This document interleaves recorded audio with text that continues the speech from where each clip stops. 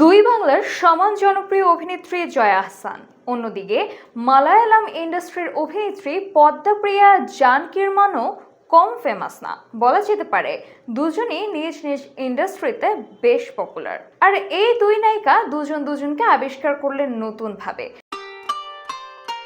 ফ্যানদের জন্য দারুণ খবর হচ্ছে, এই অ্যাক্ট্রেসদের এবার একসঙ্গে দেখা যাবে। শুনতে কি অবাক লাগছে? নিজ অভিনয় গুণে খ্যাতি পাওয়া বাংলাদেশি নায়িকা জয়া স্ক্রিন শেয়ার করবেন মালায়ালাম এই নায়িকার সঙ্গে। এই দুজনকে দেখা যাবে ডিয়ার মা মুভিতে। সিনেমাটি ডিরেক্ট করেছেন অনিরুদ্ধ রায় চৌধুরী। সম্প্রতি মুভিটির শুটিং শুরু হয়েছে, আর সেই শুটিং সেটেই তাদের প্রথম দেখা।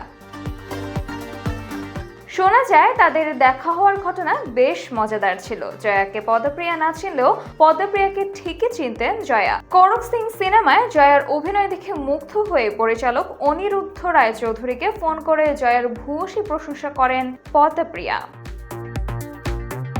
ডিরেক্টর অনিরুদ্ধ রায় চৌধুরী তার সিনেমায় নারী চরিত্রের কথা বলেন, তাই তো ডিয়ার মাতে নানাভাবে নারীদের কথা তুলে ধরেছেন। সেই আলোচনায় জায়গা করে নেয় দুজনের পরিবারের কথা, মায়ের কথা, তাদের পছন্দ অপছন্দের কথা।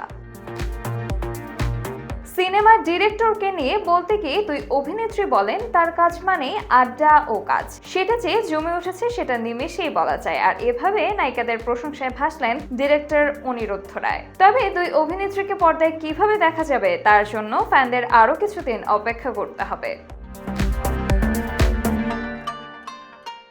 বিনোদন জগতের আপডেট নিউজ পেতে চোখ রাখুন খবর সংযোগের ফেসবুক পেজ ও ইউটিউব চ্যানেলে। এতক্ষণ সঙ্গে ছিলাম আমি সামিহা তাবাসসুম।